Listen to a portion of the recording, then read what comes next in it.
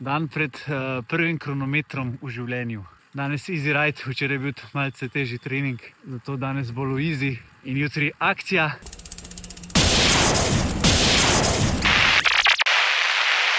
Po aktivaciji je sledilo polnjenje glikogenskih zalog čez dan ter jutro pred odhodom v Grosuplje na štart.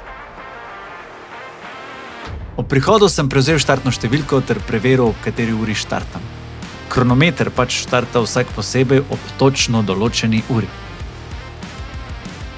Potem sem pripravil vse potrebno in se počasi odpravil na ogrevanje.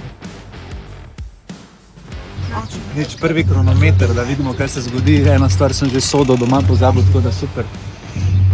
Malo manj na aero zaradi tega.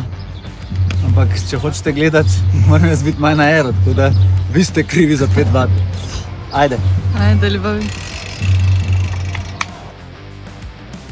Ker je trasa kratka, sem na ogrevanju prvič prevozil progo in si ogledal pomembne segmente. Zdaj vem, da bi bilo boljše, če bi to naredil kak dan prej ali pa večkrat na dan dirke, saj so v vožnji na čas pomembni vsi detajli.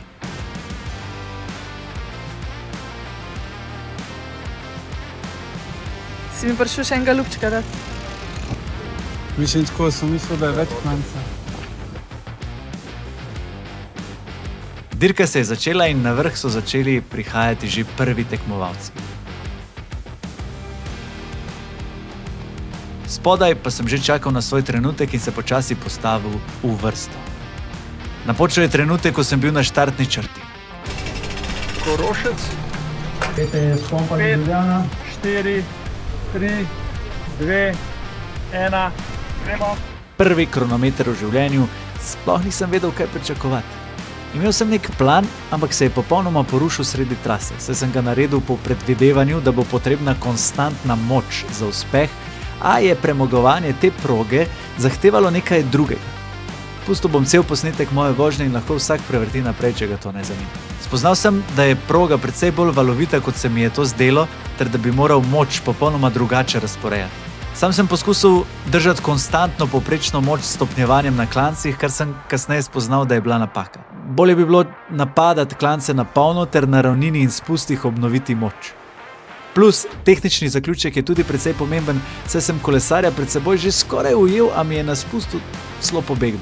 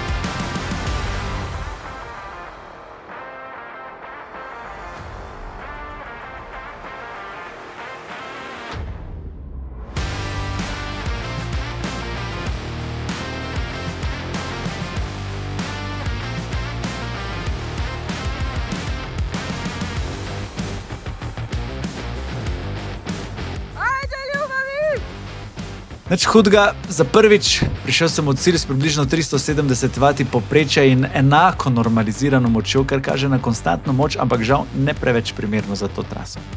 Nisem naredil tempiral tega, 40 vatov premalo, ali pa vse 20 po planu. Dejansko si gor pa dola, ne? Nikoli nisem navajen tega sam se pišati. Po mojem sem se malo premalo gnal. Sploh nisi utrujen. Ne vem, koliko je sploh bil čas. Priznam, bil sem razočaran, ampak kasneje po prespani noči sem spoznal, da je bila to pač prva učna ura, iz katere lahko potegnem nekaj za naprej. Po koncu je sledilo kot vedno druženje in izmenjava občutkov, kako je kdo odpeljal in tako naprej. Sam sem v kategoriji končal na 3. mestu, kar pa tudi ni kar tako. Mesto Bahč Anže. 9:37, 06. In 3. mesto Korošec Robert. Robert Korošec. 3. mesto.